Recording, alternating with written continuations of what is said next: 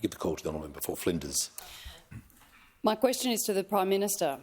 Last week's ANZ Consumer Confidence Survey shows consumers are as pessimistic as when the pandemic started. It's a bad time to buy major household items, and mortgage holders are increasingly grim. But the Prime Minister says Australians have had a good 10 months. When will this out-of-touch Prime Minister finally admit that Australian families always pay more under Labor? The call to the Prime Minister. I thank the member for Flinders for her question. And we certainly know that too many families are doing it tough. Inflation is a problem right around the world. Today's figures showing a downward trend is a positive, but we know there is much more work to do. And our biggest priority this year has been making sure that Australians have that economic security and stability so that they can plan ahead and build better futures. And that's why we're acting on cost of living measures. That's why cheaper medicines began on January 1. That's why cheaper childcare begins on July 1.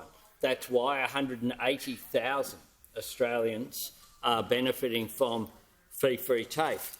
And when I was in the electorate of Aston last Friday with the member for O'Connor and the Minister for Early Childhood, what we had the opportunity to do was to talk to students there who had enrolled in courses in order to secure their future because they were fee-free. And talking to those students, it had made such a difference to them. They were giving it a crack, enrolling in courses, including particularly in the health sector, but other services sector as well, to ensure that they could get secure, well-paid jobs into the future is what they wanted to do. But we're not just doing that. We're expanding paid parental leave to 6 months. We're getting wages moving again. We're also dealing with issues including on housing with our Housing Australia Future Fund that's opposed by those opposite. Earlier today, you had the bizarre situation of those opposite actually calling a division after the Senate returned the National Reconstruction Fund legislation to this parliament.